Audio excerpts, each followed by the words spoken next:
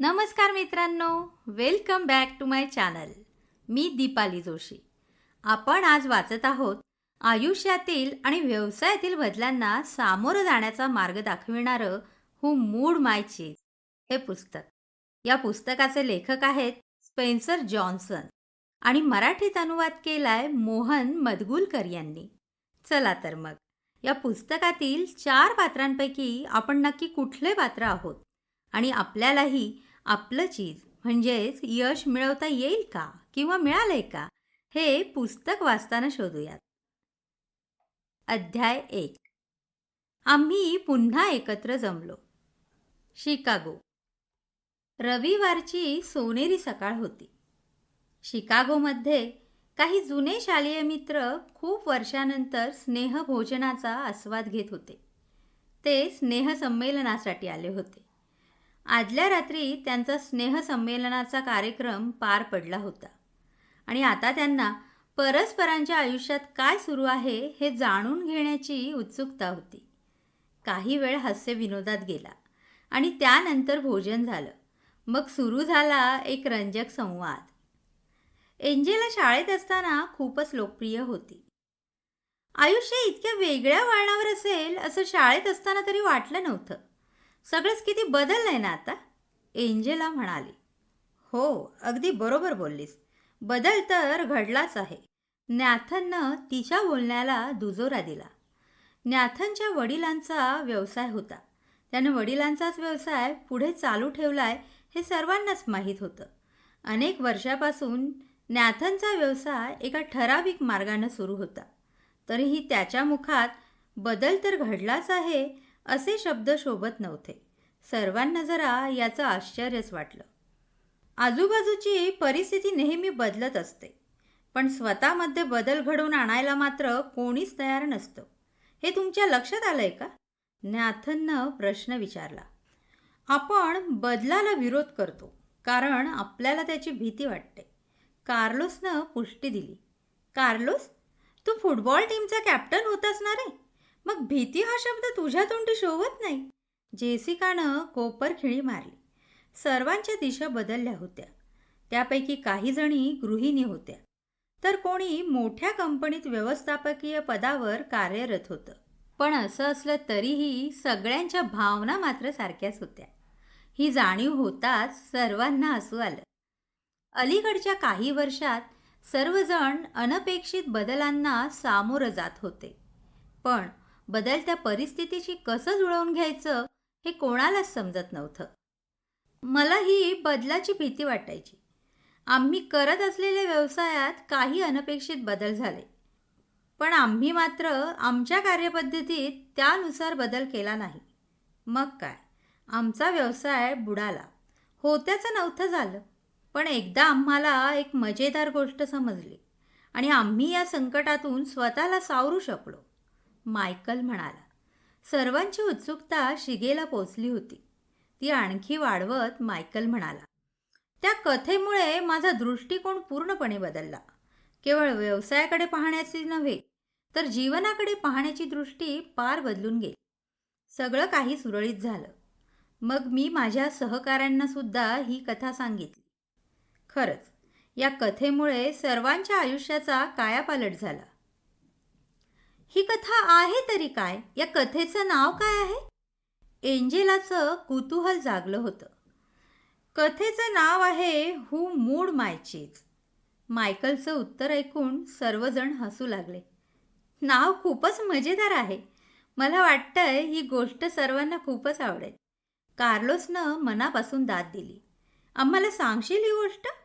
कार्लोसनं प्रश्नही विचारला. हो तर का नाही, मला आवडेल ही गोष्ट सांगायला, आणि तसा पण त्यासाठी खूप वेळ नाही लागणार, मायकल उत्साहानं म्हणाला. त्यानं हू मूड माय चीज ही गोष्ट सांगायला सुरुवात केली. अध्याय 2. हू मूड माय चीज. कोणे एकेकाळी एका दूर देशात 4 छोटी पात्र राहत होती. या 4ही पात्रांना आवडणारी एक समान गोष्ट म्हणजे चीज. चीज शोधण्यासाठी ती दररोज एका भूलभुलैयात जायची. त्यांना चीज मिळवून स्वतःचं पोटही भरायचं होतं आणि आनंदीही राहायचं होतं. 4 पात्रांपैकी 2 तर पिटुकले उंदीर होते. एकाचं नाव होतं स्नीफ तर दुसऱ्याचं स्करी. इतर 2 पात्र म्हणजे उंदरांइतकीच 2 छोटी माणसं. एकाचं नाव होतं हेम तर दुसऱ्याचं हॉ. या 4ही पात्रांचा आकार इतका छोटा होता की वरकरनी त्यांच्या हालचाली मुळीच समजत नव्हत्या. पण बारकाईनं निरखून पाहताच त्यांच्या उचापती लक्षात यायच्या. दररोज त्या भूलभुलैया चिरायचं आणि चीज मिळवण्यासाठी धावपळ करायची. हाच त्यांचा नित्यक्रम होता. स्नीफ आणि स्करी हे उंदीर असल्याने त्यांना माणसांप्रमाणे स्वतंत्र बुद्धी मुळीच नव्हती. पण माणसांच्या तुलनेत त्यांची अंतःप्रेरणा मात्र खूपच विलक्षण होती. या अंतःप्रेरणेच्या बळावरच ते उंदीर नेहमी टणक चीज शोधायचे, जेणेकरून त्यांना कुरतडायला मजा येईल. इतर 2 छोटी माणसं मात्र चांगल्या दर्जाचं मऊ चीज शोधत असत. असं उत्तम दर्जाचं चीज शोधण्यासाठी ते आपल्या बुद्धीचा वापर करत. पण या बुद्धीत अनेक भावना, तर्कवितर्क आणि धारणा साठल्या होत्या. चीज मिळाल्यावरच आपलं जीवन यशस्वी होईल असं हेम आणि हॉ यांना वाटायचं. उंदीर आणि छोटी माणसं यांच्यात तसा बराच फरक असला तरीही एक बाब मात्र सारखीच होती. ते दररोज सकाळी उठायचे, आपला जॉगिंग सूट आणि स्पोर्ट शूज चढवून आपल्या आवडत्या चीजच्या शोधार्थ भूलभुलैयात शिरायचे. भूलभुलैया म्हणजे एक चक्रव्यूहच होतं जणू. तिथं अनेक गल्ल्या, खोल्या आणि वेगवेगळी स्टेशन्स होती. काही मोजक्या खोल्यांमध्ये चविष्ट चीज ठेवलेली असायची. पण त्या भूलभुलैयात काही अंधाऱ्या खोल्या आणि रस्ते होते. कोणीही गोंधळून जाऊन वाट चुकेल असाच तो भूलभुलैया होता. जे लोक या भूलभुलैयात स्वतःचा मार्ग शोधत त्यांचं जीवन मात्र फारच सुखी होतं. स्नीफ आणि स्करी या 2 उंदरांनी चीज शोधण्यासाठी खूपच सोपी आणि कमी जोखीम असणारी पद्धत वापरली होती.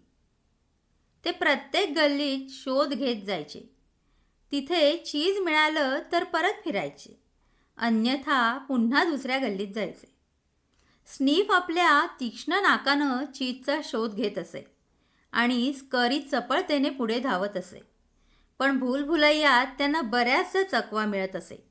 कधी ते रस्ता विसरत, कधी अंधारात हरवून जात असत, कधी त्यांना समोर मार्गच दिसत नसे, तर कधी ते भिंतीला धडकत असत.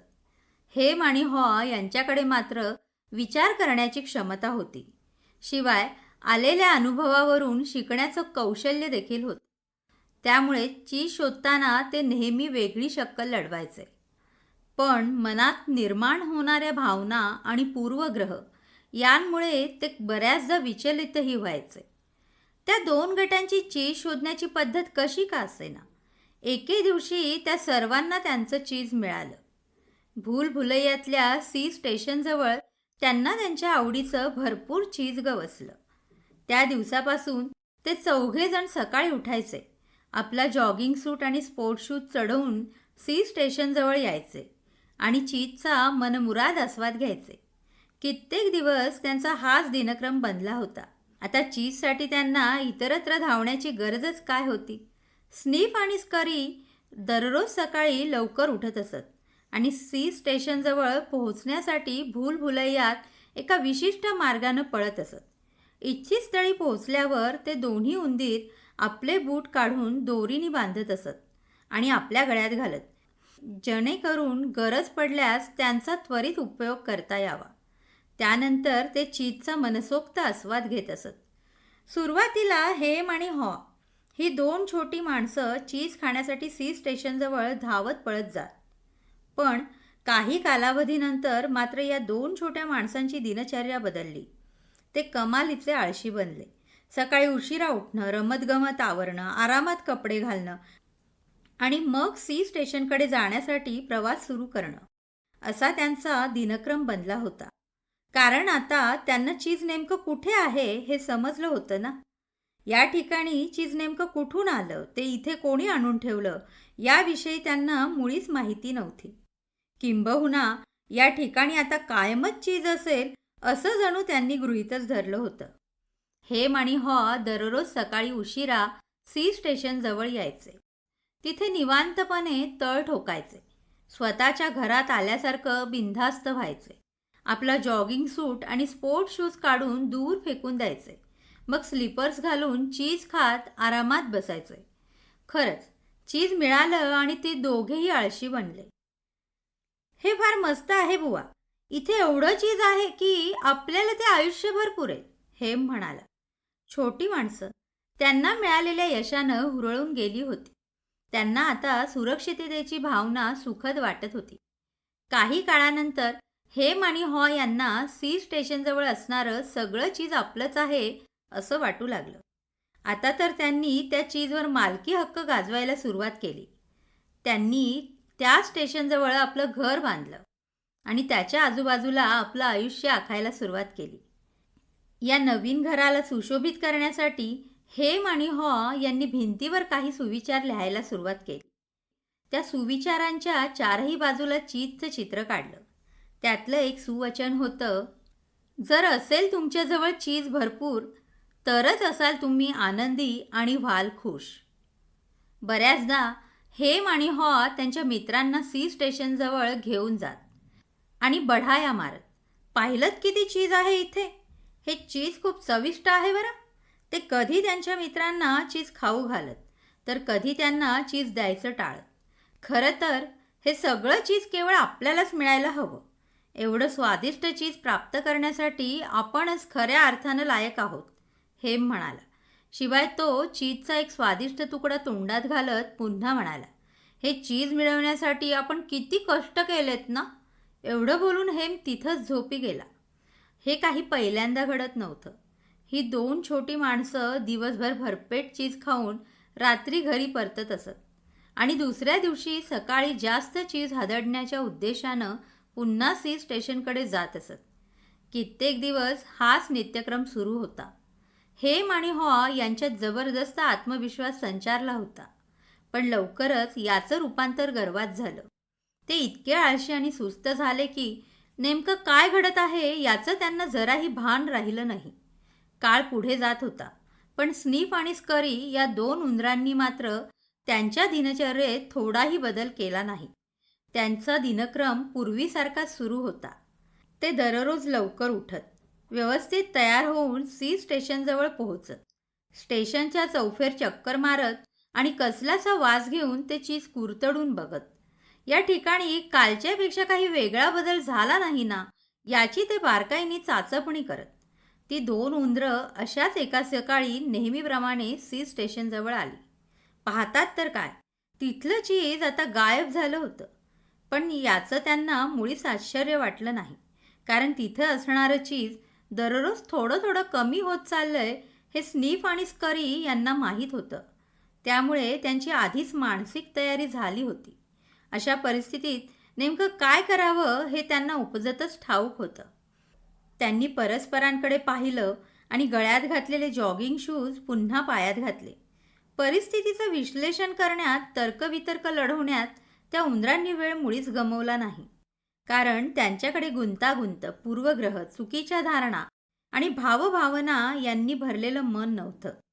असं मन हे केवळ माणसांकडेच असतं.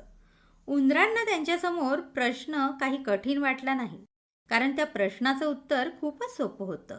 सी स्टेशनमधली सगळी परिस्थिती आता बदलली होती. त्यामुळे त्या परिस्थितीशी जुळवून घ्यायचा, स्वतःमध्ये बदल घडवायचा त्यांचा निर्णय पक्का झाला. त्या दोन उंदरांनी भूलभुलैयाची शोधण्याचा निर्णय घेतला. होय, त्यांनी आधीचंच काम नव्या जोमानं पुन्हा सुरू केलं. स्नीफ नाक उंचावून वास घेण्याचा प्रयत्न करू लागला आणि त्याच्या इशाऱ्यानुसार स्करी मागोमाग वेगानं धावू लागला. नवीन चीज शोधण्याचा प्रवास आता पुन्हा सुरू झाला.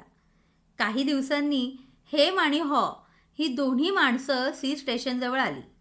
तिथं चीज नसल्याचं पाहताच त्यांच्या काळजाचा ठोकाच चुकला. हा त्यांच्यासाठी आश्चर्याचा, दुःखद आणि जबर धक्का होता. चीज नेमकं गेलं कुठे हे त्यांना मुळीच समजेना.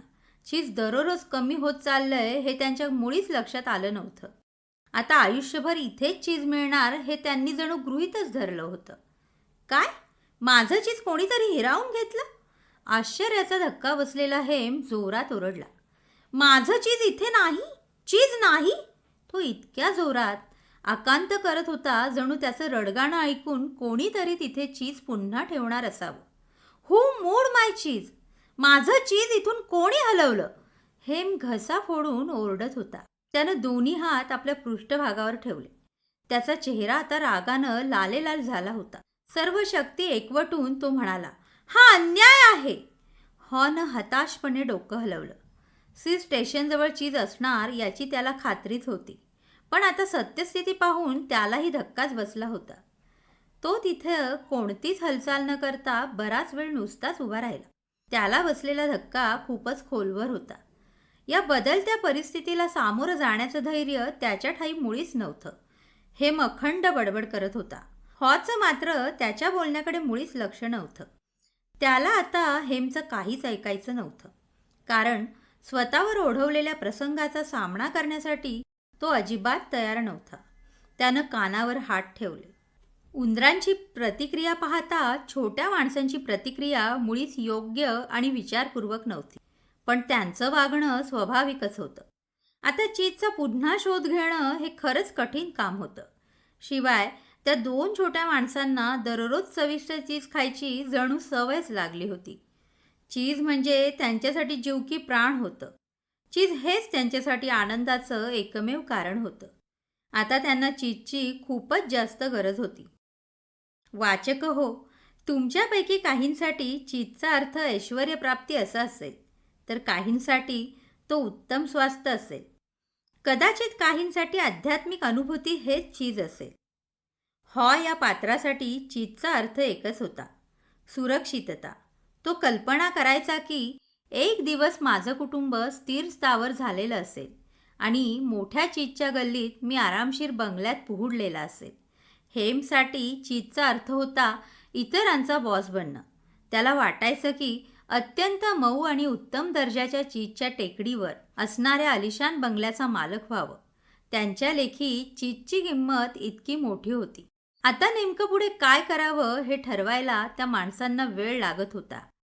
चीज नेहमीच्या ठिकाणाहून खरंच गायब झालंय का हे पुन्हा पुन्हा तपासण्यावाचून त्यांच्यासमोर अन्य पर्याय नव्हता. इकडे हेम आणि आरडाओरडा करण्यात वेळ दौडत होते, तर तिकडे स्नीप आणि स्करी मात्र नव्या चीजच्या शोध घेत उत्साहानं पुढे जात होते. हेम आणि हे दोघेही आरडाओरड आणि आग पाखड करण्यात धन्यता मानत होते. तर खूपच निराश झाला होता. बाप रे, म्हणजे उद्याही आपल्याला चीजशिवाय राहावं लागणार? उद्या इथे चीज नसेल तर आपलं काय होईल? हा विचार त्या दोन माणसांना आतून पोखरत होता. कारण या चीजच्या भरोश्यावरच त्यांनी आपल्या भविष्याचं नियोजन केलं होतं. छोट्या माणसांना यावर अजूनही विश्वासच बसत नव्हता. त्यांना या परिस्थितीची कोणीही पूर्वकल्पना दिली नव्हती. हे खरंच अति झालं असं मुळीच व्हायला नको होतं. त्या रात्री हेम आणि उपाशी पोटी हताश होऊन घरी परतण्यापूर्वी न भिंतीवर लिहिलं, तुमचं चीज तुमच्यासाठी जितकं महत्त्वाचं असतं तितके तुम्ही त्यावर अवलंबून राहता. दुसऱ्या दिवशी हेम आणि पुन्हा स्टेशनकडे जाण्यासाठी निघाले. काहीतरी जादू व्हावी आणि चीज पुन्हा त्याच जागी यावं अशी प्रार्थना ते करत असावीत. पण परिस्थिती जैसे थे होती. तिथे चीज मुळीच नव्हतं. आता करावं तरी काय? छोट्या माणसांसमोर यक्ष प्रश्न उभा होता. ते दोघंही एखाद्या शिळेप्रमाणे निश्चल झाले होते. न आपले डोळे बंद केले, कानावर हात ठेवले. तो काहीही पाहण्याच्या व ऐकण्याच्या मनस्थितीत नव्हता. चीज दिवसेंदिवस हळूहळू कमी झालं होतं, यावरही त्याचा विश्वास बसत नव्हता. त्याला वाटत होतं की कोणीतरी चीज इथून अचानकपणे हलवलंय. हेम या परिस्थितीचं वारंवार विश्लेषण करू लागला.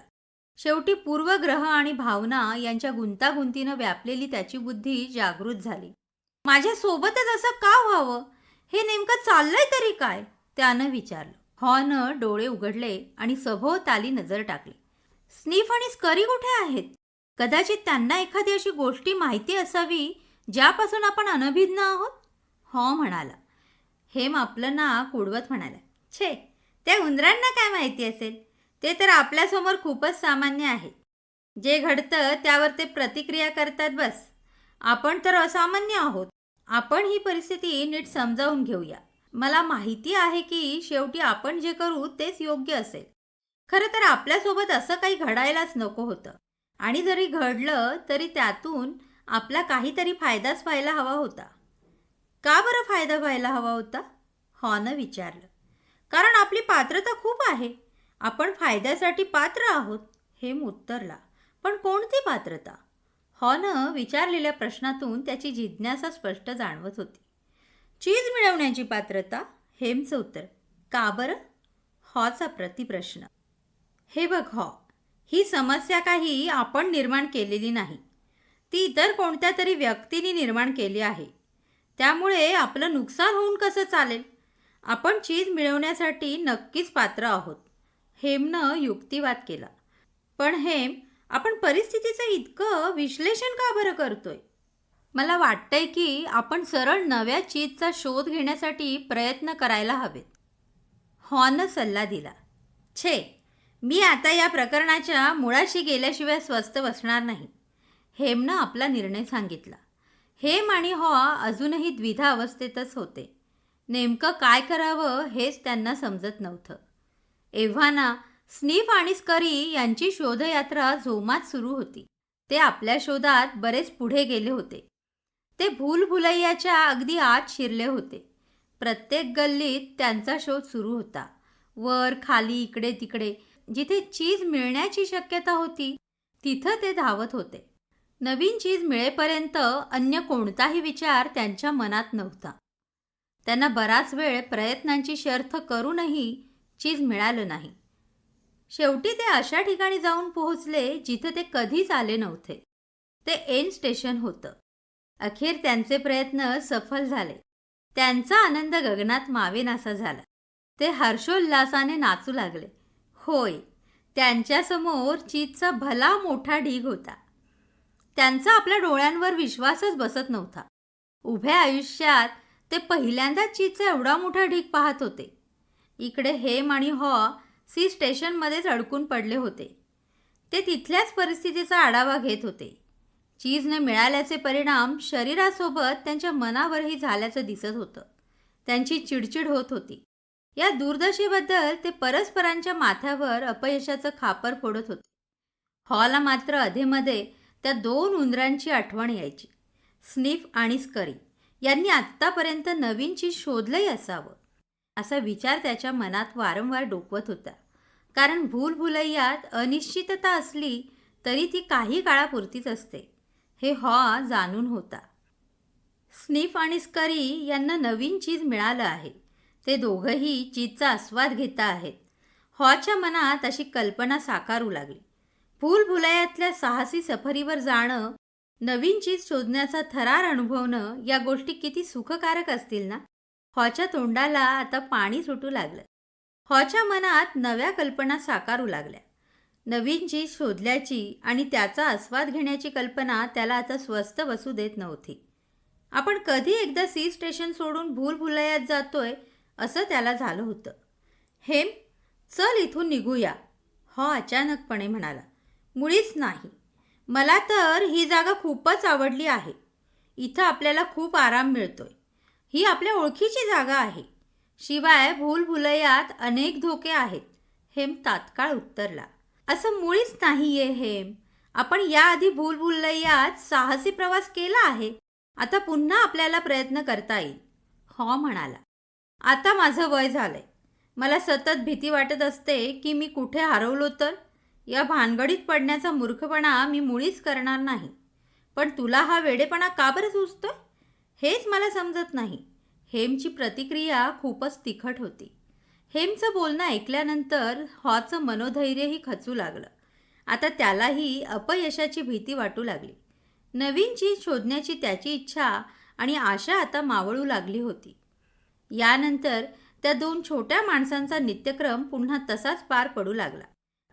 ते दररोज एकच काम करायचे. सकाळी सी स्टेशनवर जायचे. आज तरी चीज मिळेल या आशेपोटी दिवसभर उपाशी बसून राहायचे आणि रात्री निराशा सोबत घेऊन परतायचे. ते सत्य परिस्थिती नजरेआड करत होते. पण पोटात उसळलेला भुकेचा आगडोंब त्यांना नीट झोपूही देत नव्हता. त्यांची शक्ती दिवसेंदिवस क्षीण होत चालली होती. त्यांची चिडचिड वाढत होती. ज्या ठिकाणी त्यांना आधी आराम आणि सुख मिळायचं तेच ठिकाण आता त्यांच्यासाठी क्लेशदायी ठरत होतं. त्यांची खरंच झोप उडाली होती. चीज न मिळाल्यामुळे आता त्यांना जागेपणीसुद्धा भयानक स्वप्न पडू लागली होती. तरीही हेम आणि हॉ यांना सी स्टेशन काही सुटत नव्हतं. ते दररोज तिथेच जाऊन चीजची वाट बघत राहिले. आपण जरी अधिक मेहनत केली तरी काहीच फरक पडणार नाहीये. नंतर आपल्याला समजेल की परिस्थिती जैसे थेच आहे. मला वाटतंय की चीज इथंच जवळपास असेल. कोणीतरी ते भिंतीच्या आड दडवून ठेवलं असावं, हेम म्हणाला. दुसऱ्या दिवशी हेम आणि हॉ आपल्या अवजारांसह तिथं आले. हेमनं छिन्नी पकडली आणि हॉनं घन मारायला सुरुवात केली. त्यांनी बराच वेळ प्रयत्न केला. शेवटी त्यांना सी स्टेशनची भिंत फोडण्यात यश आलं. पण सारं व्यर्थ. त्या भिंतीआड काहीच नव्हतं. ते आणखी निराश झाले. पण तरीही आशेचा एक किरण त्यांच्या मनात होता. आपण ही समस्या नक्की सोडवू असं त्यांना अजूनही वाटत होतं. म्हणूनच ते सकाळी लवकर येऊन उशिरापर्यंत काम करत राहायचे. काही दिवसानंतर मेहनतीनंतरही त्यांच्या हाती काहीच लागलं नाही. खूप काम करणं आणि योग्य ते काम करणं यातला फरक हॉला हळूहळू समजू लागला. सर्वात चांगला मार्ग म्हणजे इथे बसून वाट पाहणं. इथे नेमकं काय घडतंय याचं आपण अवलोकन करूया. ज्यांनी कोणी आपलं चीज इथून हलवलंय ते कधी ना कधी इथं पुन्हा चीज ठेवतीलच, हेम म्हणाला. हेमच्या मताशी आता हॉ सुद्धा सहमत झाला होता. त्यामुळे तो दररोज संध्याकाळी घरी विश्रांती घ्यायला जात असे आणि सकाळी पुन्हा मनाची समजूत घालत सी स्टेशनकडे येत असे. पण चीज मात्र कधीच मिळायचं नाही. तीव्र भूक आणि रोजचा तणाव यांमुळे ती दोन छोटी माणसं खूप अशक्त झाली होती. परिस्थिती कधीतरी सुधरेल अशी आशा बाळगणारा हॉ आता मात्र थकला होता. चीजची वाट बघत आणखी काळ घालवला तर आपली स्थिती अत्यंत बिकट होईल याची हॉला खात्री पटली होती. परिस्थिती हाताबाहेर जात असल्याची हॉला जाणीव झाली होती. शेवटी एके दिवशी तो स्वतःशीच हसत म्हणाला, किती वेडा आहे ना मी पुन्हा पुन्हा एकच गोष्ट करतोय आणि तरीही मला नवीन परिणाम का प्राप्त होत नाही याबद्दल आश्चर्य व्यक्त करतोय. हॉला भूलभुलैयात परत जायचं नव्हतं, कारण त्याला खूप भीती वाटत होती. त्याला वाटायचं की तो कुठेतरी हरवून जाईल. खूप प्रयत्न करूनही त्याला चीज मिळवण्याची मुळीच शाश्वती वाटत नव्हती. पण जेव्हा त्याला स्वतःच्या मनातली भीती जाणवली तेव्हा त्याला स्वतःवरच हसू आलं. त्यानं हेमला विचारलं, हेम, आपले जॉगिंग सूट आणि स्पोर्ट शूज कुठे आहेत रे?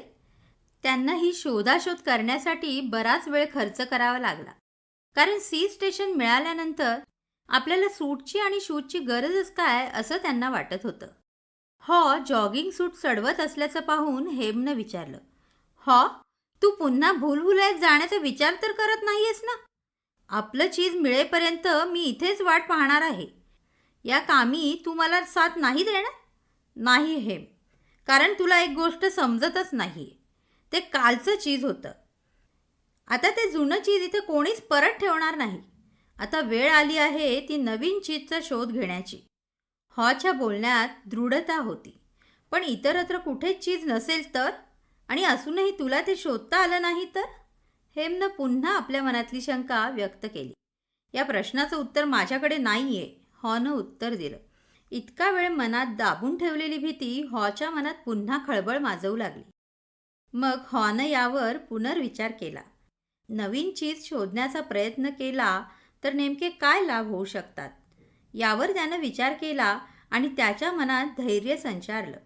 कित्येक वेळा गोष्टी बदलतात आणि परत कधीच पूर्वीसारख्या होत नाहीत. आपल्यासोबतही हेच घडलंय हेम. हेच तर जीवन आहे.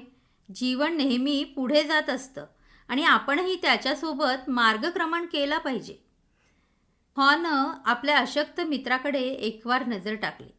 त्याला समजवण्याचा खूप प्रयत्न केला, पण हेमची भीती आता रागात बदलली होती. तो काहीही ऐकण्याच्या मनस्थितीत नव्हता. आपल्या मित्राशी कठोरपणे वागू इच्छित नव्हता, पण हेमचा मूर्खपणा पाहून त्याला हसू आवरता आलं नाही. आता मोहिमेवर जाण्यासाठी सिद्ध झाला होता. त्याच्या तनामनात उत्साह संचारला होता. आपण स्वतःच्या वेडेपणावर हसू शकतो, जुन्या गोष्टींना मूठ माती देऊन पुढे जाऊ शकतो याची त्याला जाणीव झाली. भूलभुलैयात शिरण्याची हीच ती वेळ, हाच तो क्षण. हॉनं जाहीर केलं. हेमनं यावर काहीच प्रतिक्रिया दिली नाही. हॉनं एक टोकदार वस्तू उचलली आणि भिंतीवर एक सुविचार लिहून काढला. कदाचित यामुळे हेमचं मन परिवर्तन होईल असं त्याला वाटलं असावं. त्या सुविचाराभोवती हॉनं चीजचं चित्रही काढलं. त्याला वाटलं आपल्या या वागण्यामुळे हेम हसेल, त्याला थोडं हलकं वाटेल आणि नव्या चीजच्या शोधार्थ तो आपल्यासोबत बाहेरही पडेल. पण हेमनं त्याच्याकडे ढुंकूनही पाहिलं नाही. काय होता हॉनं लिहिलेला सुविचार? जर स्वतःमध्ये बदल घडवला नाही तर तुम्ही नष्ट होऊ शकता. हॉनं घराबाहेर डोकवलं आणि भूलभुलैयाकडे पाहिलं. ज्या ठिकाणी चीज नाही तिथं मी इतके दिवस का बरं फसलो होतो असा विचार त्याच्या मनात आला. भूलभुलैयात कुठे चीज नसेल आणि असलं तरी मी तिथपर्यंत पोहोचेन याची काय खात्री? मी या कामी अयशस्वी झालो तर? या विचाराने त्याला पुन्हा भीती वाटू लागली. पण दुसऱ्याच क्षणी स्वतःशीच हसला. हेम अजूनसुद्धा हू मूड माय चीज याच विचारात अडकून बसला असेल याची हॉला आठवण झाली. त्याला वाटलं मला लवकर जाग का नाही आली. त्या ठिकाणाहून चीज पुढे गेलं खरं, पण मी चीजसोबत पुढे का नाही गेलो? त्यानं भूलभुलैयात प्रवास सुरू केला. पुढे जाण्याआधी त्यानं एकवार मागे वळून पाहिलं. ती जागा होती हॉच्या निवासाची. ती ओळखीची जागा खूपच आरामशीर होती. तिथं आता चीज नव्हतं, पण तरीही हॉचा जीव मात्र त्या जागेत घुटमळत होता. मला खरंच भूलभुलैयात जायचं आहे का? हॉला पुन्हा पुन्हा वाटत होतं. त्यानं समोरच्या भिंतीवर सुविचार लिहिला आणि त्याकडे तो एकटक पाहत राहिला. समज तुला भीती वाटत नसती तर आत्ता तू काय केलं असतंस? हॉनं या सुविचारावर चिंतन केलं. भीतीमुळे बऱ्याचदा हितावह गोष्टी घडतात, पण जेव्हा आपण आवश्यकतेपेक्षा अधिक घाबरलेलो असतो तेव्हा बिघडलेली स्थिती सुधारण्यासाठी आपण काहीच करत नाही. भीती ही अशी गोष्ट आहे ज्यामुळे आपल्याला कार्यप्रवृत्त होण्यासाठी प्रेरणा लाभते. पण जेव्हा भीतीची आपल्या मनावर असणारी छाया गडद होते तेव्हा मात्र परिस्थितीत बदल घडण्यासाठी आपण काहीच करत नाही. अशा वेळी मात्र भीती अत्यंत त्रासदायक ठरते. हॉनं डाव्या बाजूकडे पाहिलं. भूलभुलैयाच्या पूर्वी कधीही न पाहिलेल्या भागाकडे. आता त्याला पुन्हा भीती वाटू लागली. त्यानं दीर्घ श्वास घेतला आणि तो डावीकडे वळाला. हळूहळू तो त्या भागाकडेच पळू लागला. भूलभुलैयात रस्ता शोधताना हॉला एक काळजी सतावत होती. मी स्टेशनवर विनाकारण वेळ वाया घालवला. मी नवीन चीज शोधण्यासाठी आधीच बाहेर पडायला हवं होतं, कारण फार काळ चीज न मिळाल्यानं मी आता अशक्त झालोय. मला पूर्वीपेक्षा अधिक वेळ लागतोय. शिवाय आता मला अधिक श्रम करावे लागतायत. माझ्या आयुष्यात जर अशी परिस्थिती पुन्हा उद्भवली तर मी परिस्थितीप्रमाणे नक्कीच बदलेन. बदलाशी जुळवून घेतल्यानं आयुष्य किती सुखकर होईल ना. अशक्त झालेल्या हॉनं स्वतःशीच हसत विचार केला, काहीच न करण्यापेक्षा उशिरा का होईना, काहीतरी केलेलं त्यातलं त्यात चांगलं. दुसऱ्या दिवशी हॉला एके ठिकाणी काही चीज मिळालं, पण ते खूप दिवसांसाठी पुरेल एवढं मात्र मुळीच नव्हतं. भरपूर चीज मिळवावं आणि ते हेमला दाखवावं, जेणेकरून तो सुद्धा भूलभुलैयात येईल असा विचार त्याच्या मनात डोकावला. हॉला तसा काही खूप आत्मविश्वास जाणवत नव्हता. भूलभुलैयातला एकूणच प्रवास त्याच्यासाठी त्रासदायक होता. आधीपेक्षा आत्ताची परिस्थिती खूपच वेगळी होती. 2 पावलं पुढे जाऊन 1 पाऊल मागं यावं अशी त्याची स्थिती झाली होती. अडथळ्यांची, आव्हानांची शर्यत पार करत होता. पण भेदरून जाण्यापेक्षा भूलभुलैयात पुन्हा चीज शोधणं केव्हाही श्रेयस्कर होतं. जसजसा काळ पुढे सरकत होता तसतसा हॉच्या मनात विचार येऊ लागला. चीज मिळवण्याची माझी इच्छा कधी बरं पूर्ण होईल? मी लहान तोंडी मोठा घास तर घेत नाही आहे ना? पण नंतर तो स्वतःवरच हसला, कारण आता त्याच्या हातात घासच नव्हता, ना लहान ना मोठा. निराश होताच स्वतःला आठवण करून दे, सध्या मी जे काही करतोय त्यात माझी गैरसोय होते. पण चीज न मिळवता तसंच बसून राहण्यापेक्षा ही स्थिती योग्य आहे. हॉ परिस्थितीवर नियंत्रण मिळवण्याचा प्रयत्न करीत होता. नियंत्रणाबाहेर असणाऱ्या गोष्टी मूकपणे सहन करत होता. स्नीफ आणि स्करी जर पुढे जाऊ शकतात तर मी सुद्धा जाऊ शकतो, यावर हॉचा विश्वास होता. भूतकाळात घडलेल्या गोष्टींवर मनन चिंतन करताना हॉला जाणवलं की सी स्टेशनजवळ चीज काही एकाएकी संपलं नव्हतं. ते दररोज थोडं थोडं कमी होत गेलं. शिवाय ते दिवसेंदिवस शिळं आणि बेचवसुद्धा होत चाललं होतं. जुन्या चीजवर बुरशी जमत चालली होती. पण ही बाब त्याच्या लक्षात येत नव्हती. त्यानं मनाशी निश्चय केला असता तर पुढं काय घडू शकतं हे त्याच वेळी त्याला समजलं असतं. घडणाऱ्या गोष्टी सजगतेने पाहिल्या असत्या आणि होणाऱ्या बदलांचा मागोवा घेतला असता तर असा धक्का बसला नसता. कदाचित स्नीप आणि स्करी यांनी हेच तर केलं होतं. हॉ आता विश्रांतीसाठी थांबला होता. त्यानं भूलभुलैयाच्या भिंतीवर एक सुविचार लिहिला. चीज जुनं केव्हा होतंय हे जाणण्यासाठी त्याचा वारंवार वास घेऊन पाहावा लागतो. बराच काळ फिरूनही हॉला चीज सापडत नव्हतं. खूप पायपीट केल्यानंतर तो एका स्टेशनजवळ पोहोचला. कदाचित इथे तरी चीज मिळेल अशी त्याला आशा वाटत होती. पण आत जाऊन पाहताच त्याचा हिरमोड झाला. तिथे चीज नव्हतं. तो निराश झाला. माझ्या पदरी वारंवार निराशाच का येते असा हताश करणारा विचार त्याच्या मनात आला. हा प्रयत्न सोडून द्यावा असंही त्याला वाटलं. त्याची शरीर क्षमताही आता क्षीण झाली होती. भूलभुलैयात आपण वाट चुकलो आहोत हे त्याला कळून चुकलं होतं. मागं वळावं आणि सी स्टेशनकडे परतावं असंही त्याला क्षणभर वाटलं. तिथं मला हेम भेटेल आणि माझं एकाकीपण नाहीसं होईल असा विचार मनात येताच हॉनं स्वतःला पुन्हा तोच प्रश्न विचारला. समज तुला भीती वाटत नसती तर तू आत्ता काय केलं असतंस? हॉला वाटणारी भीती आणखी गडद होत चालली होती. पण तो मान्य करायलाच तयार नव्हता. आपल्याला नेमकी कसली भीती वाटते हेच त्याला उमजत नव्हतं. अशा थकलेल्या अवस्थेत मला केवळ एकटेपणाची भीती वाटत आहे असं त्याला वाटत होतं. पण मुळात अशा भीतीदायक समजुतींमुळेच तो मागं पडत होता. हेमनं भूलभुलैयात वाटचाल सुरू केली असेल की त्याची पावलं अजूनही सी स्टेशनजवळच थबकली असतील. हॉच्या मनात हेमचा विचार आला. हेम जर प्रवासासाठी बाहेर पडला असेल तर त्याला रस्ता सापडावा यासाठी हॉनं भिंतीवर खूण म्हणून एक सुविचार लिहून ठेवला. हा सुविचार स्वतःला सुद्धा खूप उभारी देईल याची हॉला कल्पना होती. नव्या दिशेने वाटचाल केली की चीज शोधण्यास मदत होते. आता हॉ एका अंधाऱ्या गल्लीजवळ आला होता. त्यानं त्या गल्लीतून खाली पाहिलं. त्याला खूप भीती वाटू लागली. पुढे काय होईल? सगळी चीज स्टेशन्स रिकामी तर नसतील ना? इथं माझ्या जीवाला काही धोका तर नसेल? हॉच्या मनात भीतीदायक विचारांची गर्दी होऊ लागली. नंतर तो स्वतःशीच हसला.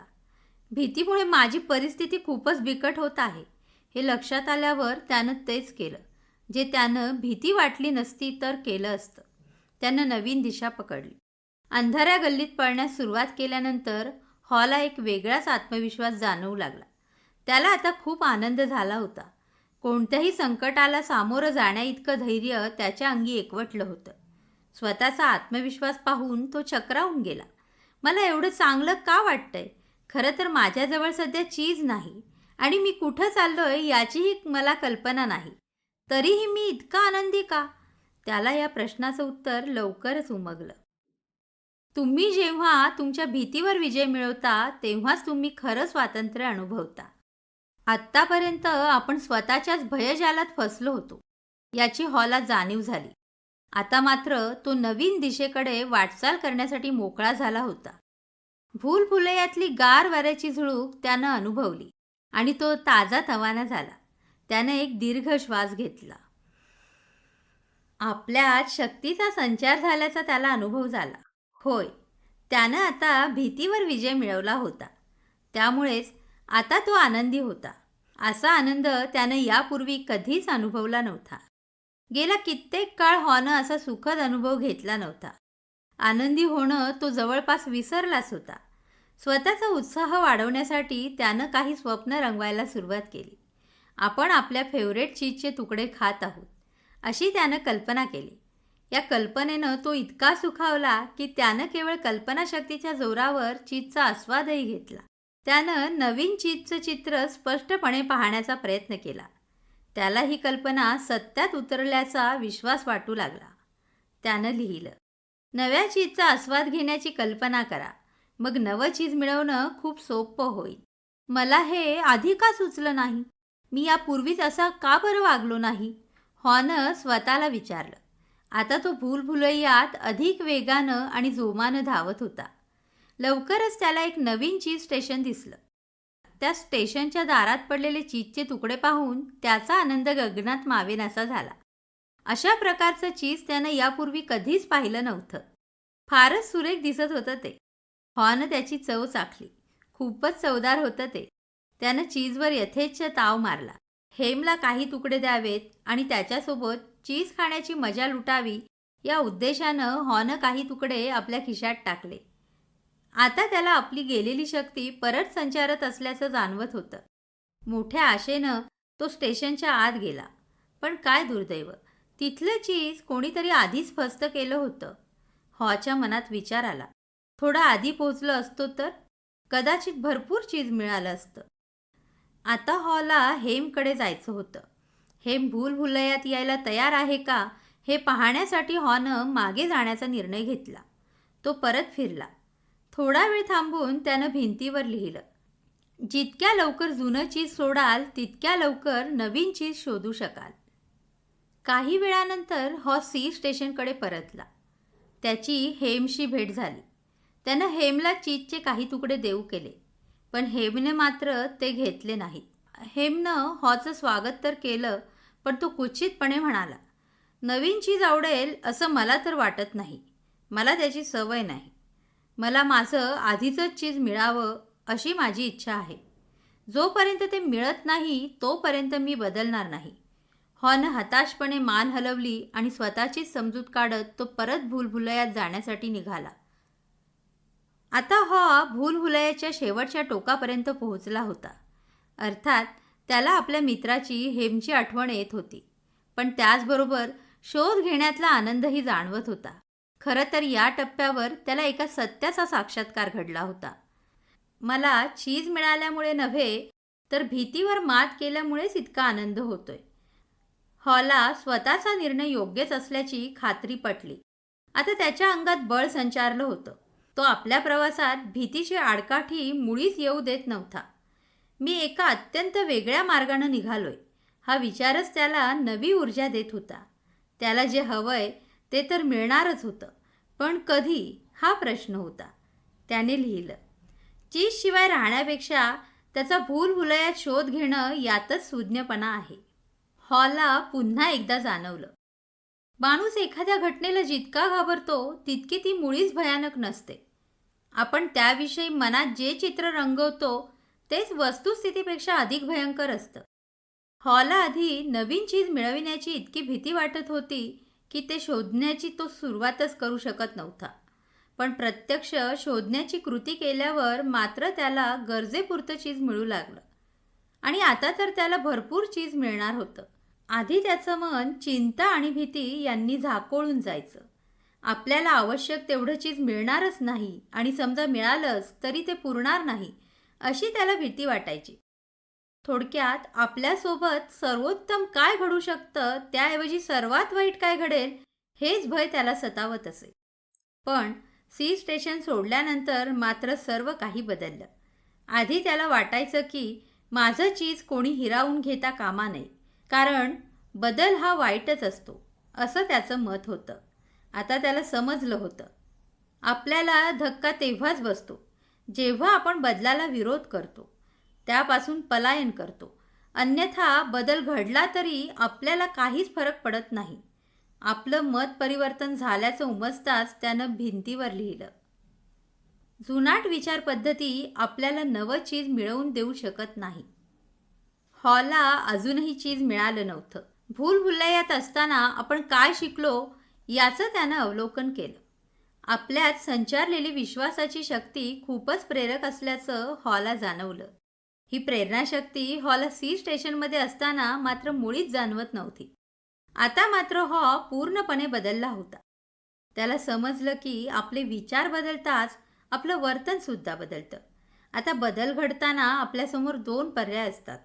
एक तर आपण बदलामुळे माझं नुकसान होईल या भीतीपोटी बदलाला विरोध करतो, किंवा नव्या चीजच्या शोधात बदल जाणून घ्यायला आणि तो स्वीकारायला तयार होतो. आपण कशावर विश्वास ठेवतो यावरच सगळं काही अवलंबून आहे. त्यानं भिंतीवर लिहिलं. आपण नवीन चीज शोधून त्याचा आस्वाद घेऊ शकतो. हे समजताच आपण आपला मार्ग बदलतो. मी जर यापूर्वीच बदलांना सामोरा गेलो असतो आणि त्याच वेळी जर सी स्टेशनमधून बाहेर पडलो असतो, तर माझी आजची अवस्था किती छान असती ना. हॉला त्याची चूक कळून चुकली. त्यानं त्यावेळी जर पाऊल उचललं असतं तर त्याला आपोआप बळ मिळालं असतं आणि नवं चीज शोधण्यात यशही लाभलं असतं. त्याला जर त्याच वेळी बदलाची चाहूल लागली असती तर एव्हाना त्याच्याकडे आता भरपूर चीज असतं. त्यानं आपली इच्छाशक्ती एकवटून भूलभुलैयाच्या नव्या भागाकडे वाटचाल करण्याचा निर्णय घेतला. त्याला काही ठिकाणी चीजचे लहान मोठे तुकडे मिळाले. आता हॉचा आत्मविश्वास दुणावला. त्यानं भिंतीवर काही सुविचार लिहिले होते. हेमनं जर सी स्टेशन सोडलं असेल तर त्याला भूलभुलैयात लिहिलेले सुविचार वाचायला मिळतील. हे नवे विचारच त्याला मार्ग दाखवतील असा विचार करून हॉ सुखावला. बऱ्याच वेळापासून हॉ जे काही विचार करत होता ते त्यानं भिंतीवर लिहिले. लहान लहान बदलांचा आधीपासूनच अंदाज घेत गेलो तर भविष्यात घडणाऱ्या मोठ्या बदलांना तोंड देणं सोपं जातं. आता हॉनं भूतकाळ मागे टाकला होता. तो भूलभुलैयातून मार्ग काढत झपाट्यानं पुढे जात होता. लवकरच त्याला यशस्वीनं स्वतःहून माळ घातली. एका क्षणी हॉला वाटलं की आपल्याला आयुष्यभर याच भूलभुलैयात अडकून राहावं लागेल की काय. पण एवढ्यात त्याचा कष्टप्रद प्रवासाचा सुखद अंत समोर आला. एन स्टेशनमध्ये हॉला नवीन चीज मिळालं. त्या स्टेशनमध्ये हॉनं प्रवेश केला. त्याच्या डोळ्याचं पारणं फिटलं, कारण तिथं चीजचे एकापेक्षा एक सरस प्रकार होते. असे प्रकार हॉनं यापूर्वी कधीच पाहिले नव्हते. आतमध्ये चीजचे ढीग रचून ठेवण्यात आले होते. मी स्वप्नात तर नाही ना.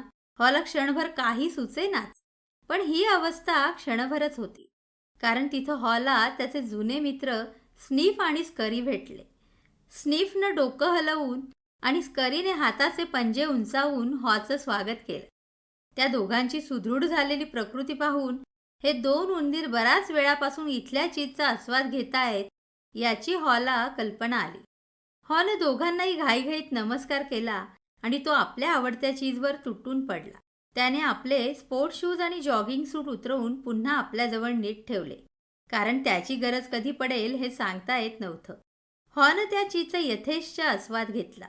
त्यानं चीजचा एक स्वादिष्ट तुकडा उचलला आणि तो मोठ्यानं म्हणाला, बदल नेहमीच चांगला असतो. बदल जिंदाबाद. नव्या चीजचा आस्वाद घेताना हॉचं विचार मंथन सुरू होतं. तो आजवरच्या अनुभवातून शिकलेल्या गोष्टींवर विचार करत होता. सर्व काही बदलत असल्याच्या काल्पनिक भीतीनंच तो अधिक गांगारला होता. त्यामुळेच तो जुन्या चीजच्या नादात अडकला होता. पण आता जुनं चीज मात्र कोणीतरी हलवलं होतं. त्याच्यात ते अमूलाग्र परिवर्तन कशामुळे घडलं होतं? भुकेमुळे की मृत्यूच्या भीतीमुळे? मृत्यूच्या भीतीची त्याला खरंच मदत झाली होती. खरं तर हॉमध्ये तेव्हाच मोठा बदल घडला, जेव्हा तो स्वतःच्या चुकांवर हसायला शिकला. स्वतःच्या मूर्खपणावर हसायला शिकणं हा स्वतःत बदल घडवण्याचा सर्वात सोपा मार्ग आहे, हे त्याला कळून चुकलं. कारण याशिवाय आपण भूतकाळ मागे टाकून भविष्याकडे वेगाने वाटचाल करू शकत नाही. स्नीफ आणि स्करी यांच्याकडून खूप काही शिकण्यासारखं होतं. सर्वात महत्त्वाची शिकण्यायोग्य बाब म्हणजे या दोन उंदरांनी त्यांचं आयुष्य अतिशय साधं, सरळ आणि सहज ठेवलं होतं. त्यात कुठलीच गुंतागुंत नव्हती. घडलेल्या घटनांचं त्यांनी उगीच अतिविश्लेषण केलं नाही. परिस्थिती बदलली आणि चीज नाहीसं झालं तेव्हा स्नीफ आणि स्करी यांनी स्वतःतही बदल घडवला. ते देखील नव्या चीजच्या मागोमाग गेले. खरं तर माणसं उंदरांपेक्षा अधिक चांगला विचार करू शकतात. आता हॉ या गोष्टीकडे एका वेगळ्या दृष्टिकोनातून पाहू लागला. हॉनं भूतकाळातल्या सर्व चुका टिपायला सुरुवात केली. भविष्याची योजना आखताना याची नक्कीच मदत होईल असं त्याला वाटलं. किंबहुना मी भावी योजना बनवताना यांचा वापर नक्कीच करेन असं हॉनं ठरवलं. आपण बदलांचा सामना कसा करायचा हे आता हॉ जाणून होता. त्यामुळेच त्यानं इथून पुढे चौकस राहायचं ठरवलं आणि त्वरित वाटचाल सुरू करण्याचा निश्चय केला. त्याला अनेक सकारात्मक विचार स्फुरू लागले. अतिविश्लेषण आणि भावनिक गुंतागुंत यात कधीच फसू नये. भीतीदायक विचारांमुळे तर कधीच स्वतःला त्रास करून घेऊ नये. लहान लहान बदलांचा आधीपासूनच अंदाज घेत गेलो तर भविष्यात घडणाऱ्या मोठ्या बदलांना तोंड देणं सोपं जातं. हॉलला हे कळून चुकलं होतं की आता आपण आणखी वेगानं बदलायला हवं, कारण योग्य वेळी बदल केला तरच त्याचा काही उपयोग असतो. वेळ निघून गेल्यावर बदल केला तर सर्व काही व्यर्थ असतं. बदलाला विरोध करणारा सर्वात मोठा विरोधक हा आपल्याच आत दडलेला असतो. जोपर्यंत आपण बदलत नाही तोपर्यंत परिस्थितीत मुळीच सुधारणा होत नाही. या जगात तुम्हाला हवं असणारं चीज नेहमीच उपलब्ध असतं, पण जोवर तुम्ही भीतीतून मुक्त होत नाही तोवर तुम्हाला ते मुळीच मिळत नाही. खरं तर आपल्या मनात असणारी भीती थोड्या प्रमाणात चांगली असते, कारण एखाद्या ठिकाणी काही धोका असेल तर ती आपल्याला सावध करते, आपलं संरक्षण करते. पण हॉच्या मनातली भीती मात्र अनाठायी होती. त्याला जेव्हा स्वतःमध्ये बदल घडवण्याची गरज भासली तेव्हा या भीतीमुळे तो बदल घडवू शकत नव्हता. हॉ आधी एका सत्यापासून अनभिज्ञ होता, पण आता मात्र त्याला हे सत्य उमगलं होतं. बदल हा वरकरणी भयानक वाटत असला तरी अखेर तो भाग्यकारकच ठरणार असतो. चीजच्या या शोधयात्रेत हॉला स्वतःचीच नवी ओळख पटली होती. आता त्याला आपल्या प्रिय मित्राची हेमची आठवण येऊ लागली. मी भिंतीवर लिहिलेले सुविचार हेमनं खरंच वाचले असतील, एक विचार त्याच्या मनात डोकावला. हेमनं नेमकं काय केलं होतं? भूतकाळ सोडून भविष्याकडे जाण्याचा निर्णय हेमनं घेतला होता का? तो भूलभुलैयात परतला होता का? आपलं जीवन सुधारण्यासाठी हेमनं काही वेगळा विचार केला होता का? हॉनं चीज स्टेशन सीकडे जाण्याचा विचार केला. तिथे हेम भेटेल, मग त्याला द्विधा मनस्थितीतून बाहेर यायला मी मदत करेन असं हॉला वाटलं. पण हा काही हॉचा पहिला प्रयत्न नव्हता. त्यानं आपल्या मित्रामध्ये बदल घडवून आणण्याचा या आधीही प्रयत्न केलाच होता ना. हेमनं स्वतःचा मार्ग शोधायला हवा. त्यानं सुस्तीवर, आळसावर आणि भीतीवर आता मात करायला हवी. हे सर्व त्याला स्वतःलाच करावं लागणार होतं. अन्य कोणीच हे करू शकणार नव्हतं. स्वतःत बदल घडवून आणण्याचे फायदे त्याला इतर कोणीच पटवून देऊ शकणार नव्हतं. हॉनं हेमसाठी काही खाणाखुणा मागं ठेवल्या होत्या. हॉनं लिहिलेले उद्बोधक विचार जर हेमनं वाचले असते तर त्याला आपला मार्ग गवसला असता. हॉ आजवरच्या प्रवासात अनेक गोष्टी शिकला होता. त्याचा सारार्थ त्यानं एन स्टेशनजवळच्या सर्वात मोठ्या भिंतीवर लिहून काढला. त्याच्या चारही बाजूंनी चीजचं मोठ्या तुकड्यांचं चित्रही काढलं. भिंतीवरचे सुविचार. बदल घडत असतातच, चीजची जागा बदलत राहणारच. बदलांची चाहूल घ्या. तुमचं चीज कोणीतरी हिरावून घेईल याची आधीच मानसिक तयारी ठेवा. बदलांवर लक्ष ठेवा. चीज शिळं कधी होत आहे हे समजण्यासाठी त्याचा वेळोवेळी अंदाज घ्या. परिस्थितीत बदल घडताच स्वतःमध्येही तात्काळ बदल करा. जितक्या लवकर तुम्ही जुनं चीज सोडाल तितक्या लवकर तुम्ही नवीन चीजचा आस्वाद घेऊ शकाल. स्वतःत बदल घडवा. चीजसोबत पुढे चालत राहा. बदलाचा आनंद घ्या. बदलाच्या प्रक्रियेत साहस अनुभवा. नव्या चीजच्या नव्या चवीचा आस्वाद घ्या. त्वरित बदलाची तयारी ठेवा आणि पुन्हा बदलाचा आनंद अनुभवा. लक्षात घ्या, तुमचं चीज कोणी ना कोणी इतरत्र नेतच असतं.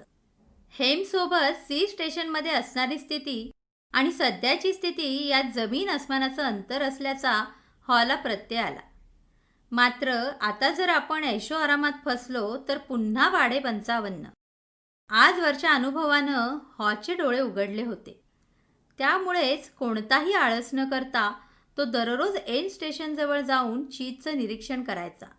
चीजमध्ये नेमके कोणते बदल होत आहेत, त्याचा आकार कमी होतोय का, ते शिळं होत चाललंय का, अशा अनेक गोष्टींचं हॉ बारकाईनं निरीक्षण करू लागला.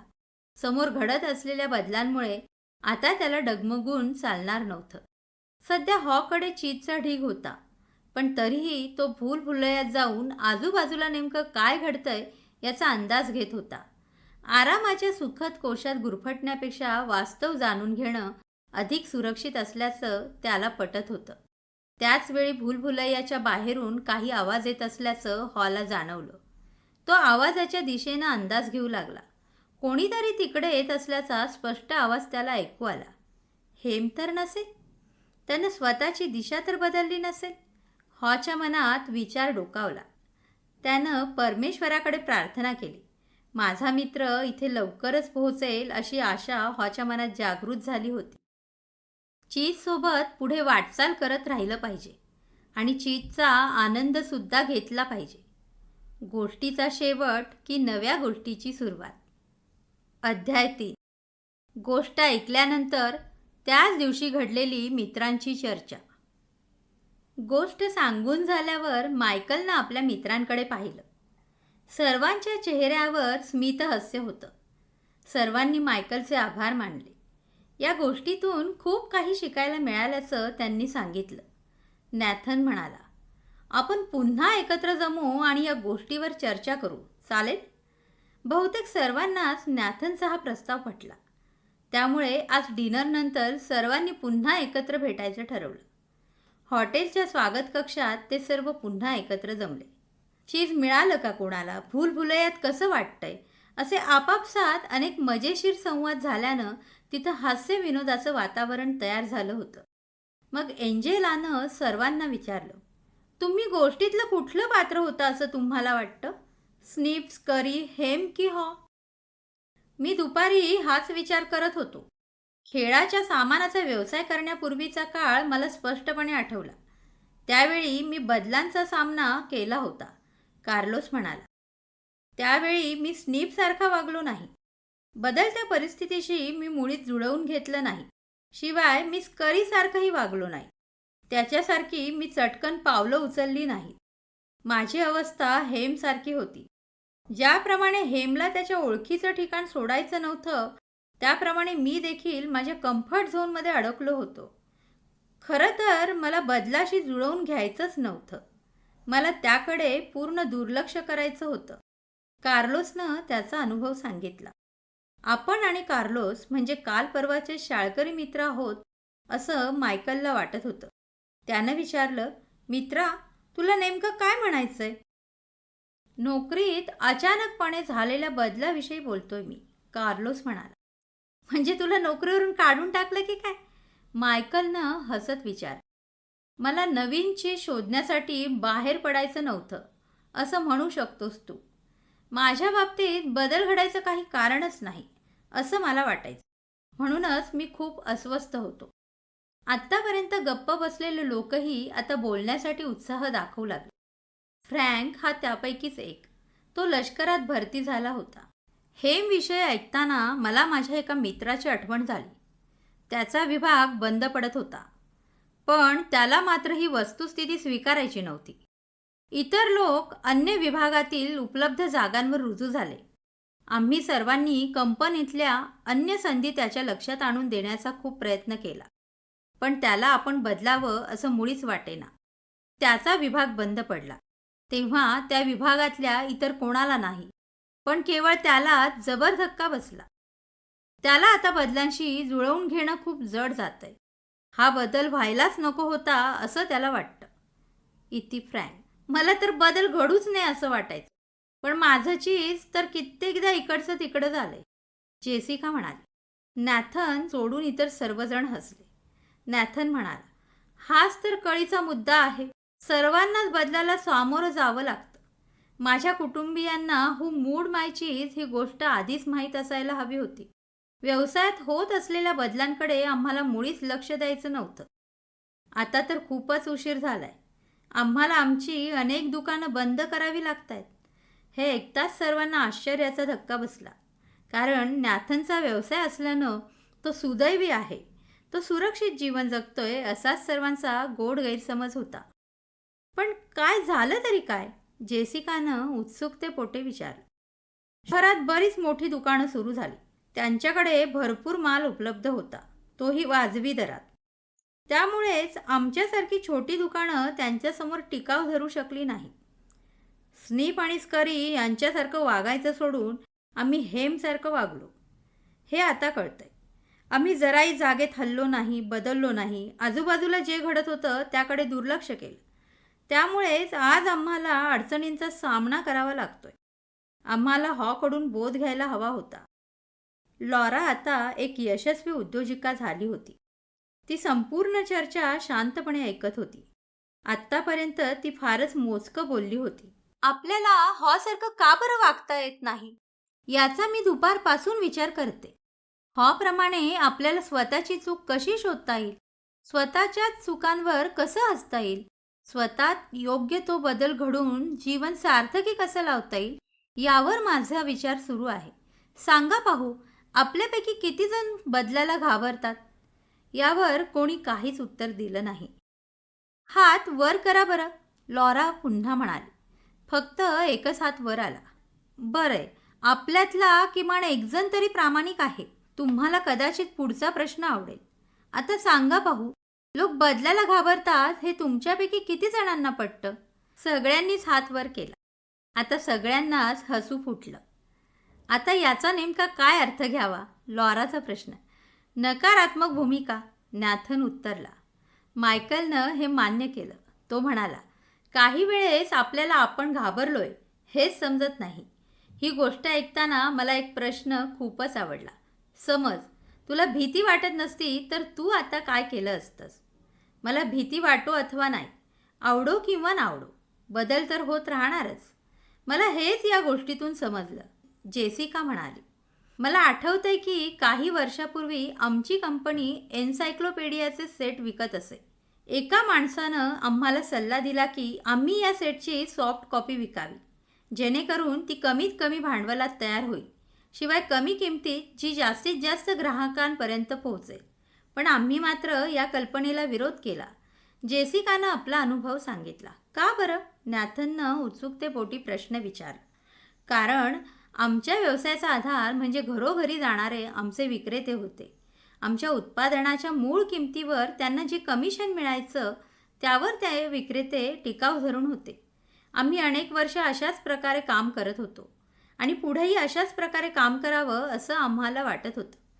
हे तुमचं चीज होतं, नॅथन म्हणाला. हो, आणि हे चीज त्याच ठिकाणी राहावं असं आम्हाला वाटत होतं. मला वाटतं ही केवळ चीजची जागा बदलण्याविषयीची गोष्ट नाही.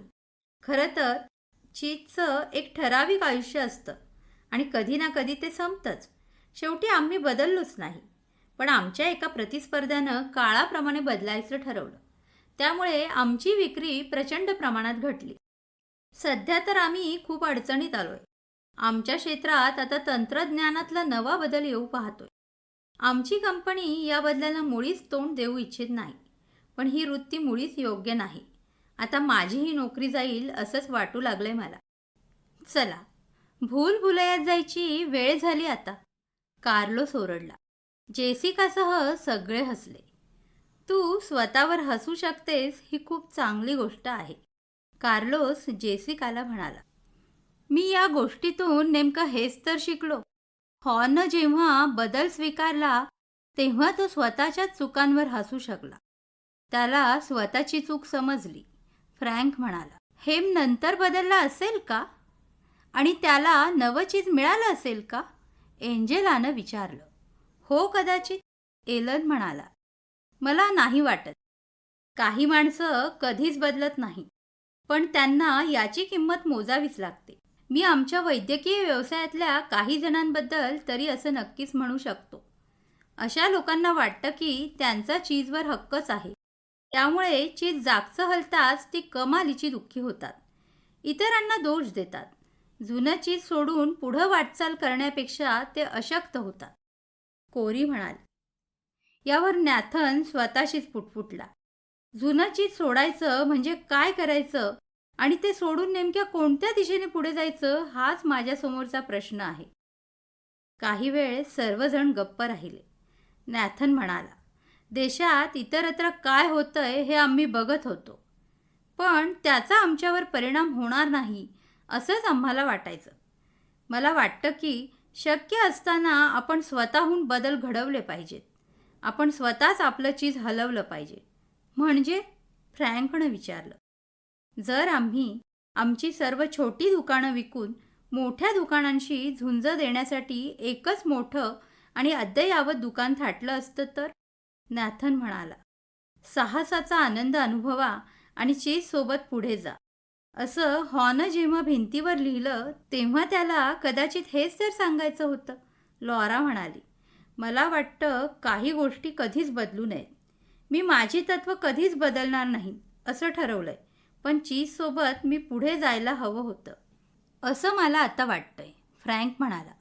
वर्गात सर्वाधिक शंका विचारणाऱ्या रिचर्डच्या मनात आतासुद्धा एक शंका निर्माण झाली. मायकल, गोष्ट तर छानच होती, पण काय रे, तुम्ही तुमच्या कंपनीत या गोष्टीचा उपयोग कसा केला? रिचर्ड स्वतः एका मोठ्या बदलाला सामोरा जात होता, पण याची कोणालाच कल्पना नव्हती. तो नुकताच त्याच्या पत्नीपासून विभक्त झाला होता आणि मुलांचं संगोपन व करिअर अशी तारेवरची कसरत करत होता. मायकल म्हणाला, मला वाटत होतं की रोजचं काम करणंच माझं कर्तव्य आहे, पण याशिवाय मला भविष्यावर नजर ठेवायला हवी होती. आपण कोणत्या दिशेने जातोय याकडे सुद्धा लक्ष द्यायला हवं होतं. पण मी प्रत्येक दिवशी 24 तास समस्यांशी झगडत बसायचो. त्यात मला काहीच आनंद वाटत नव्हता. मी चक्रव्यूहात अडकलो होतो आणि त्यातून बाहेरही पडू शकत नव्हतो. पण हू मूड माय चीज ही कथा ऐकली आणि हॉनं स्वतःला कसं बदललं हे जाणलं. तेव्हा मी नव्या चीजची कल्पनाचित्र रंगवायला हवीत असं मला वाटलं.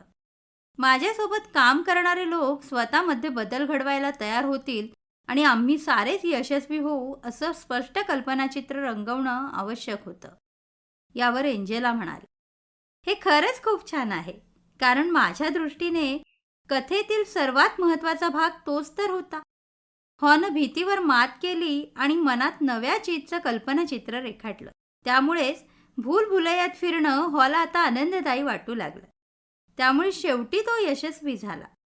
रिचर्ड काहीसा वैतागून म्हणाला, आमचे मॅनेजर मला नेहमी सांगत असते की आपल्या कंपनीत परिवर्तनाची गरज आहे.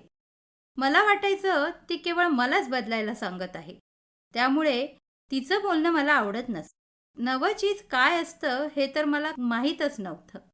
ती नेमकी काय सांगायचा प्रयत्न करते आणि त्यामुळे माझा काय फायदा होणार आहे हे मला त्यावेळी समजतच नव्हतं. नव्या चीजचं कल्पनाचित्र रंगवणं आणि त्याचा आनंद घेणं हा विचार मला आवडला. त्यामुळे सर्व काही सोपं वाटतं. भीती कमी होते आणि बदलाशी जुळवून घेताना आनंद मिळतो.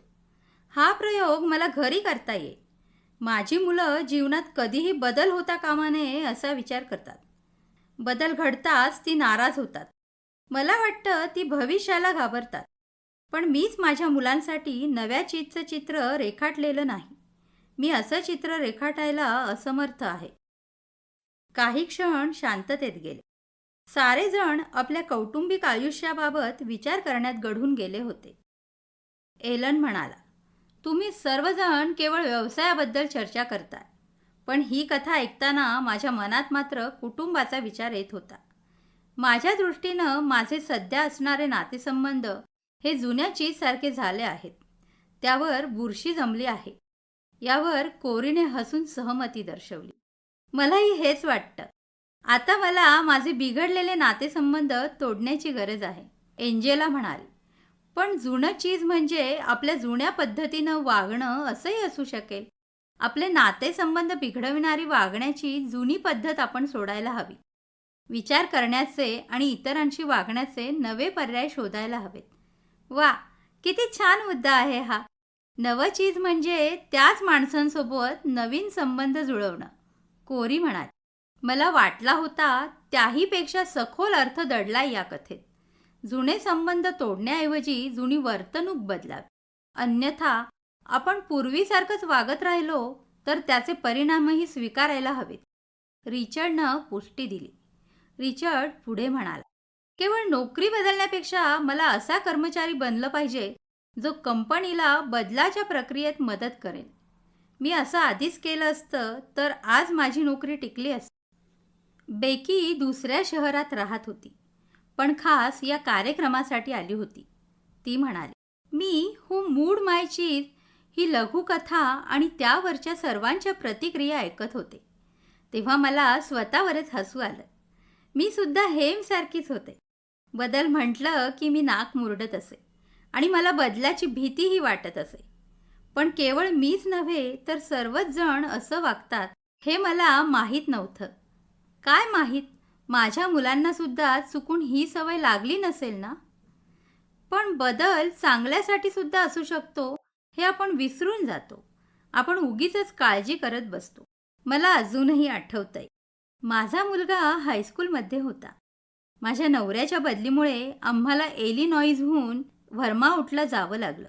याच बदलामुळे माझा मुलगा दुःखी झाला, कारण त्याला इलिनॉइस सोडवत नव्हतं. तो एक उत्तम जलतरणपटू आहे, पण व्हर्माउंटला शाळेत मात्र जलतरण संघच नव्हता. त्यामुळेच तो जुनं शहर सोडायला तयार नव्हता. व्हर्माउंटला गेल्यावर मात्र तो तिथल्या पर्वतांच्या प्रेमातच पडला. तो स्कीइंग शिकला, कॉलेज टीमसाठी खेळू लागला. आता तो कोलोरॅडोमध्ये मजेत जगतोय. जर आम्ही सर्वांनी मिळून चीजची गोष्ट ऐकली असती तर आमच्या कुटुंबातला तणाव बऱ्याच अंशी कमी झाला असता. बेकीच्या या बोलण्याला दुजोरा देत जेसिका म्हणाली, घरी गेल्यावर सर्वांना ही गोष्ट सांगावी अशी माझी इच्छा आहे. मी मुलांना विचारेन की त्यांच्या नजरेत मी कोण आहे, स्निप, स्करी, हेम की हॉ. आणि हो, या 4 पात्रांपैकी ती स्वतः कोणासारखं वागतात. आमच्या कुटुंबाचं जुनं चीज काय आहे आणि आमच्यासाठी आता नवीन चीज काय असू शकतं हे देखील मी मुलांना विचारेन. किती छान कल्पना आहे, रिचर्ड म्हणाला. मला वाटतं की आता मी हॉप्रमाणे वागेन. चीज हलताच मी स्वतःत बदल घडवून आणेन. शिवाय बदलांचा आनंद घेईन. सेनादल सोडण्याबाबत चिंतित असलेल्या आणि बदलांच्या परिणामांना घाबरलेल्या माझ्या मित्रांनाही मी ही कथा सांगेन. मग त्यावर काही चर्चा होऊ शकेल, फ्रँक म्हणाला. मायकल म्हणाला, आम्ही याच पद्धतीनं आमच्या व्यवसायात सुधारणा केली. चीजच्या कथेतून आम्ही काय शिकलो यावर आमच्यात बरीच चर्चा झाली. बदलासंदर्भात चर्चा करण्यासाठी या गोष्टींमुळे आम्हाला एक नवी परिभाषा लाभली. ही भाषा फारच परिणामकारक ठरली. विशेष म्हणजे कंपनीच्या तळागाळातल्या माणसांपर्यंत सुद्धा ही भाषा पोहोचू शकली. मायकलच्या या बोलण्यावर नॅथननं विचारलं, कसं बरं? कंपनीतल्या बऱ्याच लोकांकडे बदल हाताळण्याची हातोटीच नव्हती. त्यामुळे एखाद्या वरिष्ठानं बदल सुचवताच त्यांना वाटायचं की आता आपली काही धडगत नाही. याचा परिणाम म्हणजे ही मंडळी बदलालाच विरोध करू लागली. अगदी स्पष्ट सांगायचं तर जो बदल इतरांनी लादलाय असं वाटतं त्याला नेहमी विरोधच होतो. पण माझं दुर्दैव की मी चीजची गोष्ट ऐकायला खूप उशीर केला. मायकलनं त्याची निराशा व्यक्त केली. पण असं का म्हणतोस मायकल? कार्लोसने विचारलं. कारण बदल घडून आणेपर्यंत आमच्या व्यवसायाची स्थिती खूपच खालावली होती. आम्हाला चक्क कर्मचारी कपात करावी लागली. त्यात काही जवळचे मित्रही होते. हे सगळं खूपच त्रासदायक होतं. तरीही प्रत्येकाचं म्हणजे कंपनीत असणाऱ्या किंवा कंपनीतून बाहेर पडणाऱ्या लोकांचं म्हणणं होतं की चीजच्या या गोष्टीमुळे त्यांना एक वेगळीच दृष्टी लाभली. या गोष्टीमुळे त्यांच्यात बदलत्या परिस्थितीला भिडण्याचा आत्मविश्वास निर्माण झाला. जे लोक आता नवीन काम शोधणार होते ते या कथेमुळे त्यांना खूपच मदत झाल्याचं सांगत होते. यावर एंजलानं विचारलं, त्यांना कोणत्या गोष्टीची सर्वाधिक मदत झाली? मायकल म्हणाला, ते जेव्हा त्यांच्या भीती पलीकडे पोहोचले तेव्हा नवं चीज आपली वाट पाहत असल्याचं त्यांना जाणवलं. नव्या चीजचं मनात रंगवलेलं कल्पनाचित्र तर त्यांना खूप उपयोगी ठरलं. त्यामुळेच नवीन नोकरीसाठी मुलाखत देताना ते खूप चांगली कामगिरी करू शकले. बऱ्याच जणांना उत्तम नोकरीही मिळाली. पण तुमच्या कंपनीत राहिलेल्या लोकांचं काय झालं? लॉराचा प्रश्न. मायकल म्हणाला, कंपनीच्या बदललेल्या कार्यपद्धतीविषयी तक्रार करण्याऐवजी ते म्हणाले, आपलं जुनं चीज हलवण्यात आलं आहे. चला आता नवं चीज शोधू. यामुळे वेळ तर वाचलाच पण तणावही कमी झाला. जे लोक परिवर्तनाला विरोध करत होते त्यांनाही याचा फायदा झाला. त्यांनी परिवर्तन घडवून आणायला सुरुवात केली. कोरी म्हणाली, असं का झालं असावं? कदाचित इतरांच्या दबावामुळे त्यांनी स्वतःमध्ये हे परिवर्तन घडवलं असावं. बहुतेक कंपन्यांमध्ये नेमकं काय घडतं? बदल घडताच तो लोकांना चांगला वाटतो की वाईट? अगदी वाईट, फ्रँक उत्तरला. खरंय, पण यामागे काय कारण असावं? मायकल म्हणाला. लोकांची इच्छा असते की परिस्थिती जैसे थे असावी. त्यामुळेच त्यांना बदल नेहमी वाईट वाटतो. एखादा महाभाग जेव्हा बदल वाईट असल्याचं म्हणतो, तेव्हा इतर लोकही त्याला दुजोरा देतात. कार्लोसनं स्पष्ट केलं. होय, आता हा त्यांचा काही स्वतंत्र विचार नसतो. पण केवळ सर्वच जण बदल वाईट आहे असं म्हणत असल्यामुळे ते देखील हा विचार मान्य करतात. हाच तो दबाव. कोणत्याही कंपनीत हा दबावच बदलाला विरोध करत असतो, बेकी म्हणाले. नेमकी हीच गोष्ट कुटुंबात आई वडील आणि मुलं यांच्यात घडत असेल ना? तुमच्या कंपनीतल्या लोकांनी चीजची गोष्ट ऐकल्यानंतर परिस्थितीत कसे बदल घडले हे सांगाल का? बेकीचा प्रश्न. लोक बदलले कारण आपली अवस्था हेमसारखी व्हावी असं त्यांना मुळीच वाटत नव्हतं.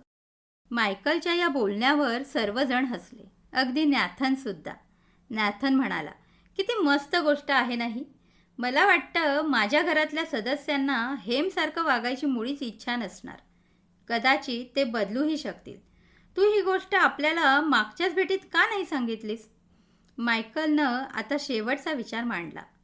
आम्हाला चांगला अनुभव येताच आम्ही ही गोष्ट व्यवसायातील कित्येक सहकाऱ्यांना ऐकवली. कारण त्यांची कंपनीसुद्धा परिवर्तनाचा सामना करत असेल असा आमचा अंदाज होता. आम्ही त्यांच्यासाठी नवीन चीज होऊ शकू, त्यांच्या यशात महत्त्वाची भूमिका बजावू शकू असं आम्हाला वाटलं. परिणामी आम्हाला सुद्धा व्यवसायात फायदा झाला. आपल्याला सकाळी लवकर कामाची सुरुवात करायची हे आठवताच जेसिका घड्याळाकडे नजर टाकत म्हणाली. मित्रांनो, आता हे चीज स्टेशन सोडवून मी नवं चीज शोधण्यासाठी बाहेर पडते. बाय. यावर सगळे हसले. त्यांनी एकमेकांचा निरोप घेतला. खरं तर त्यातल्या अनेकांना अजून खूप काही बोलायचं होतं, पण आता जाणं भाग होतं. जाताना सर्वांनी मायकलविषयी कृतज्ञता व्यक्त केली. मायकल म्हणाला, तुम्हा सर्वांना ही गोष्ट इतकी उपयुक्त ठरली याचा मला खूप आनंद होतोय. आता तुम्ही सुद्धा ही कथा इतरांना लगेच ऐकवा, जेणेकरून त्यांनाही फायदा होईल. खरंच, नेहमी बदलत राहणं किती आवश्यक आहे. सतत बदलांना सामोरं जात राहिल्यानं आयुष्य किती सहज वाटतं आणि जगण्यातला आनंद अगदी मनापासून अनुभवता येतो, नाही का? मला तर माझं चीज शोधण्याचा मार्ग सापडलाय. तुम्हालाही ना? मग विचार कसला करताय? नेहमीप्रमाणेच लगेच चॅनलला लाईक, शेअर आणि सबस्क्राईब सर्व काही करून टाका. आणि हो, संपूर्ण व्हिडिओ बघितलात त्याबद्दल तुमचे सर्वांचे मनापासून धन्यवाद.